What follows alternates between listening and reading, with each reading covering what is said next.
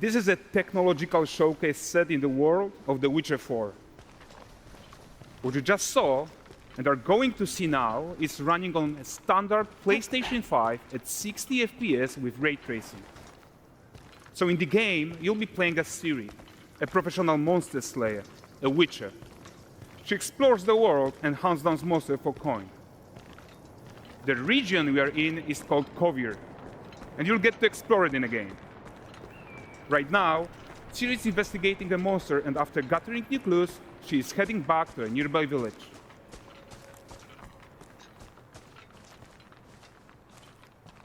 All right, everyone, meet 𝐿𝐵𝐿. Let weeds be weeds, 𝐿𝐵𝐿. So just like Geralt had Roach, Ciri has her own loyal companion. We return to town. These two characters need to feel like one. Since you're gonna explore the world on horseback, riding needs to feel seamless, natural, and just fun. Yeah, and to support that, we're introducing multi-character motion matching in Unreal. So Ciri and 𝐿𝐵𝐿, they're perfectly synchronized when mounting from any angle and speed.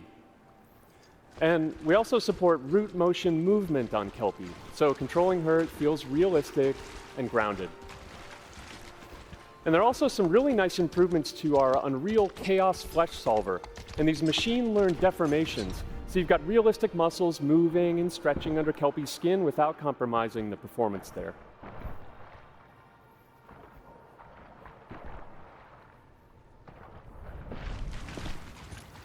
So let's leave Ciri behind for a second and talk about the world itself. So much of the Witcher world is natural, organic, especially 𝐒𝐿𝐵𝐿 with its dense forest and wild nature. Yeah, and wild nature is hard. And with nanite geometry, we've freed artists from so many of their old constraints. But we don't want to rest until everything we do in Unreal has that same spirit of freedom. There's always more work to do. And foliage is a huge piece of that puzzle. So we are excited to introduce Nanite Foliage. And in order to achieve gorgeous foliage density everywhere, while still being memory efficient, fast to render, we believe that a new idea was needed. So instead of the same card approach we've been using for the past 20 years, artists should be free to take a nanite approach to foliage, modeling every single leaf and pine needle. And the old LOD tricks of the past, they needed a complete rethink. And in their place, it's a new adaptive voxel representation in nanite. It's volumetric, it's fully 3D, it is super fast to render. And these dense clusters of triangles turn into these cubes, which at a distance, they're no larger than a pixel, and they react to the changing light of our dynamic sun and our shadows, and they allow artists to render whatever amount of foliage is needed to achieve their vision without compromise. And no compromise means how ambitious we are when it comes to bringing our vision to life with incredible visuals. But more than that, together with Epic, we created faster way to load the world. We can now bring in more content more quickly for the smoothest possible experience as we fly down to catch up with Ciri.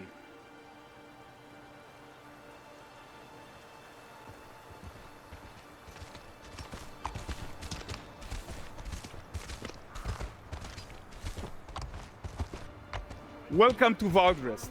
So Valdrest is a port town, a hub for fishing, trade, and mining. It's one of those places where you can meet shady characters or overhear gossip from other lands. It's also where Ciri took on her current contract. High-tech, let's leave 𝐿𝐵𝐿 here and explore the marketplace and food. I'm so excited we can finally show you some of this stuff. Let's see what Valdrest has to offer. Not her again. Not even at the Lamb Exeter Fair!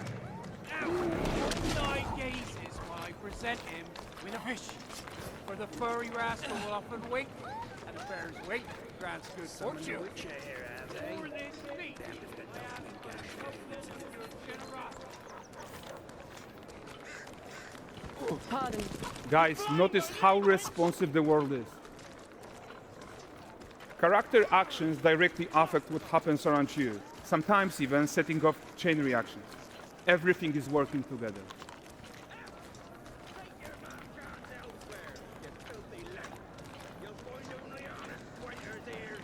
Oh, look at this poor gentleman being taught how to fly by an angry innkeeper.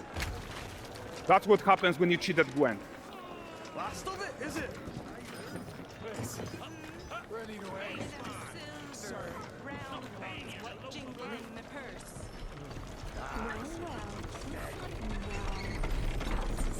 Okay, so this is the guy who gave the quest his own. Like you probably suspect, he has his own agenda in all of this.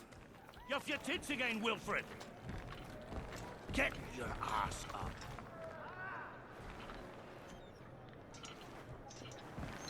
A typical day's toil. Who in? With Churres. What news of my wagons? No eternity is taking that damn salt to arrive. I found them. And, well, suffice to say, they'll not reach you. As for the salt, I found not one speck. I presume this comes as no surprise to you. Now. 𝐂𝐽's smuggling trade is of no concern to me. Shush, shush, shush. The manticore that flattened your cart and devoured your men, quite the opposite. Manticore? No, them winged hellspawn dwell in the arse end of Creighton, not here. While Ciri decides what to do about that merchant, let's take a look at the character technology that powers this marketplace. Why don't we listen in on these fishmongers? They're selling their wares, chatting up customers. Morning catch this is. Won't find none fresher. Rugged me ladies after one of them. Get this cleaned and gutted for you. You mind, dearest? Interesting, something more. Got mackerel cod, all Brexit's finest. And there is tons of tech at play here, even in this simple market stall. Metahuman tools, improved Unreal smart objects, chaos cloth, and more. Yeah, and all of this exists to make sure that the gap in quality between Ciri and NPCs is as small as possible. Yeah, and closing that gap, it's not just about fidelity, right, but also authenticity. They should react to changes in the world around them. But the prisoner in Pillory isn't exciting enough for Valdrest. Let's grab everyone's attention with a circus.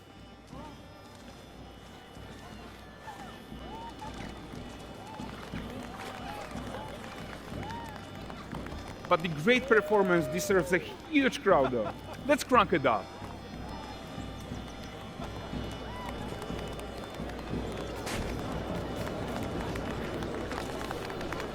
So you are seeing tons of optimizations here to many of Unreal's systems, including an entirely new Unreal animation framework, allowing us to fit easily in our 60 FPS budget, not just in rendering, but also with room to spare on the game thread.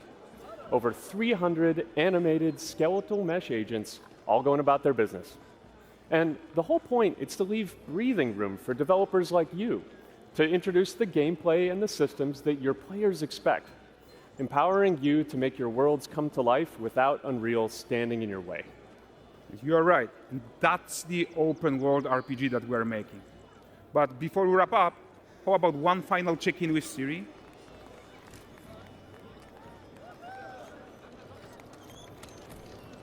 We are making this game to be the most immersive and ambitious open world Witcher game ever. And we are making this a reality thanks to our work on Unreal with the team at Epic. I think what we are doing together is going to bring in a new generation of open world RPGs, and I'm so proud of what we accomplished so far. We are too. So we're almost done, but before we go, here's a small gift for all Witcher fans. A first look at 𝐂𝐚𝐽𝐸𝐴𝐻𝐿.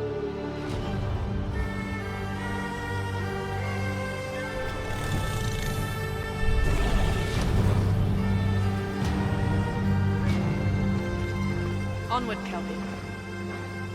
We've worked to do.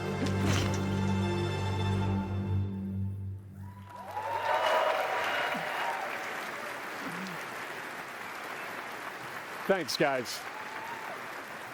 Seriously, it looks amazing. And we've also barely scratched the surface of what's coming in Unreal 5.6. So here's Julien to tell you even more. Thank you very much. Thank you so much.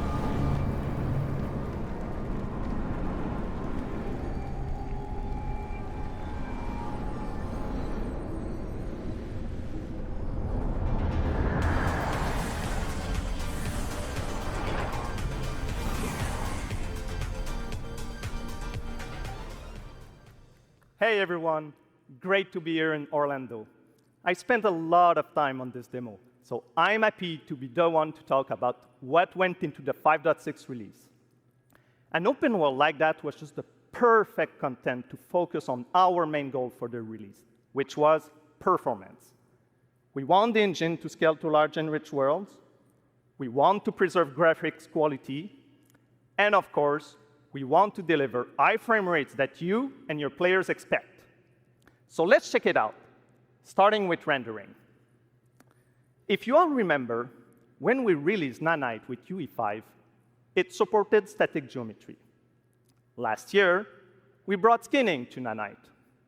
And now, we're working on Nanite Foliage. The only way to have a forest that looks as good as this one is to use 3D geometry for all parts of the trees, just like we do for everything else. However, this is a crazy amount of fine geometry, so we had to rethink how trees are created and displayed.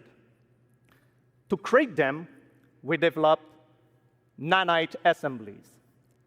These 28 little parts that you see are all that we use to build all the spruces from the forest. They are instanced thousands of times and used like building blocks to assemble trees in different ways. And as you probably noticed with the wind effect, they even support skeletal animation, which runs on the GPU. Thanks to assembly, we greatly reduce the storage, the runtime memory, and the rendering cost. Then, to display an entire forest, the challenge was to preserve fidelity and performance from any distance. Let's check up close the level of detail we're talking about here. Lots of details. But this triangle representation is not the most efficient when far away, due to the amount of overlapping. And that's why we made an adaptive voxel representation. But in reality, you'll never see those voxels this close, since when we move the camera back, they're barely a pixel. Nanite Foliage is almost done. We are moving it to the main line as we speak, and it will be available for everyone in 5.7. Another thing I would like to share is that ray tracing and Lumen now run more than twice as fast, with no visual trade-off compared to when UE5 was released. And because of that, we can now hit 60 FPS on consoles. And finally, we rewrote the rendering pipeline to run asynchronously so you can increase the richness of your scenes even more. Now let's talk about chaos physics. For chaos cloth, we improve our cloth-to-cloth constraint solution. This removes a lot of collision evaluation when garments are piling up and interacting with each other. Even for complex setup like Series Cape, we hit a sub-millisecond budget on PS5. With Chaos Flash, we introduce procedural muscle activations to make deformation and motion more natural. Your artist will still have control over tetrahedral simulation and train ML models that run fast in real time. We now support the baking of fluid surface data into lightweight assets to be played back at low cost.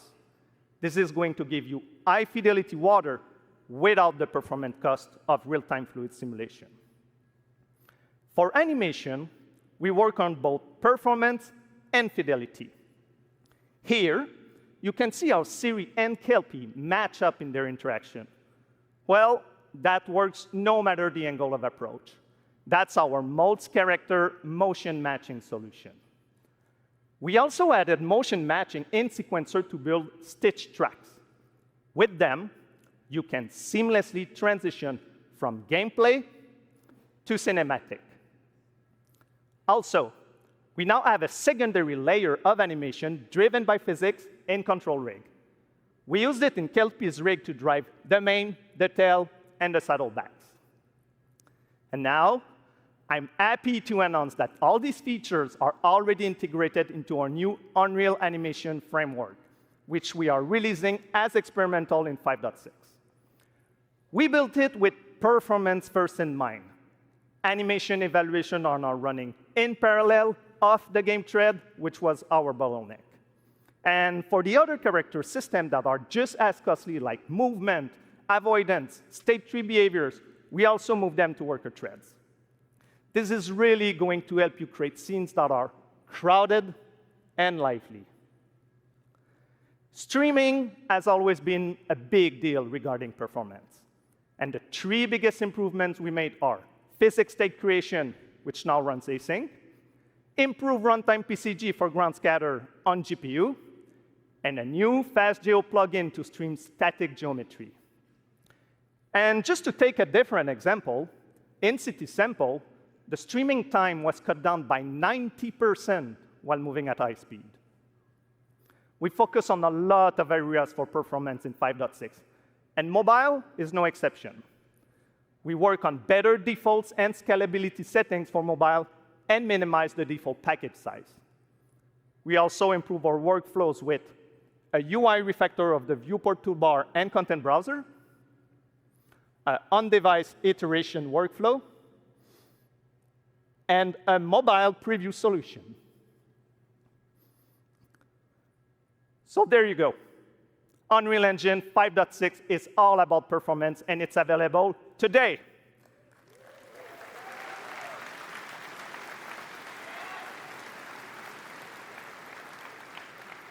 Please go enjoy the tech talks and session we have for you guys and come chat with us.